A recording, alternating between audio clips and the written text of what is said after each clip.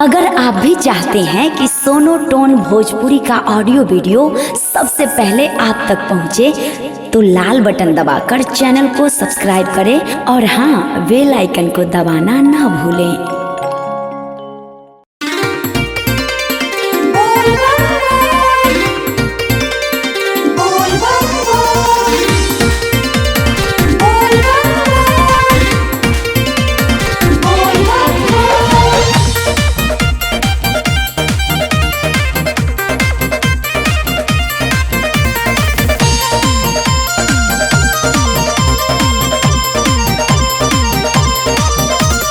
सज धज कांवरियों की निकली है झांकी, निकली है झांकी, निकली है झांकी। कोई दो जरा सा बलम फोटोग्राफी, हाँ फोटोग्राफी, हाँ फोटोग्राफी। सज धज कांवरियों की निकली है झांकी, कोई दो जरा सा बलम फोटोग्राफी। मैं भी हूँ भोले की बाबरिया, बाबरिया, बाबरिया। केसरिया रे केसरिया, रंग चढ़ा है मुझ पे केसरिया। केसरिया रे केसरिया, रंग चढ़ा है मुझ पे केसरिया। बोल बम,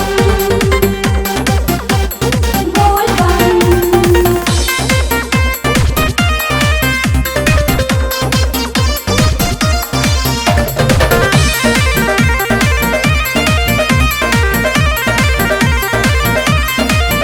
मायावी जग से बेगानी हुई, भस्म रमा के दीवानी हुई। रिम झिम है देवघर नगरिया में, मैं सावन में पानी पानी हुई।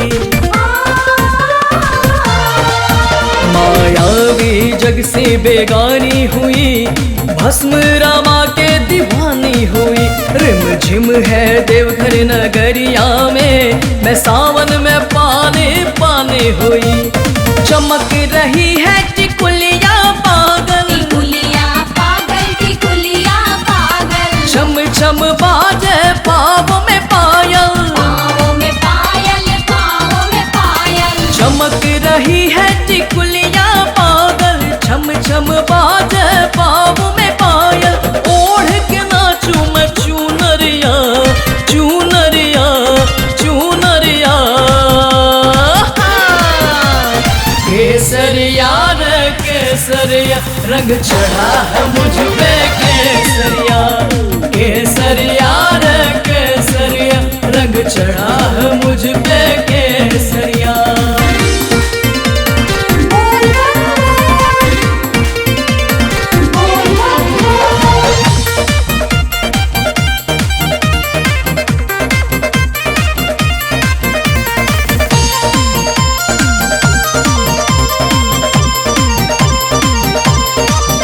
साधु संत आए जोगी बड़े, भोले के दर्शन को है खड़े। इनका आशीष भी ले लूं जरा, जिनके वरदानों से झोली भरे। साधु संत आए जोगी बड़े, भोले के दर्शन को है खड़े। इनका आशीष भी ले लूं जरा, जिनके वरदानों से झोली भरे। बड़े जप तप से बनते हैं ऐसे, बनते हैं ऐसे, बनते हैं ऐसे। भक्त भी होते हैं शिव के जैसे, शिव के जैसे, शिव के जैसे। बड़े जप तप से बनते हैं ऐसे, भक्त भी होते हैं शिव के जैसे।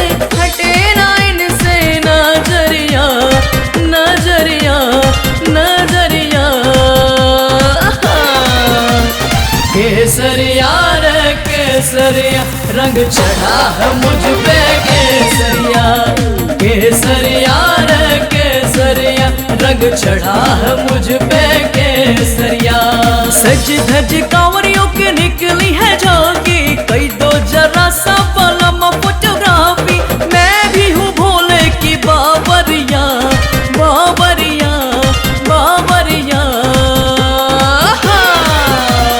केसरिया रे केसरिया, रंग चढ़ा है मुझ पे केसरिया। रंग चढ़ा है मुझ पे केसरिया।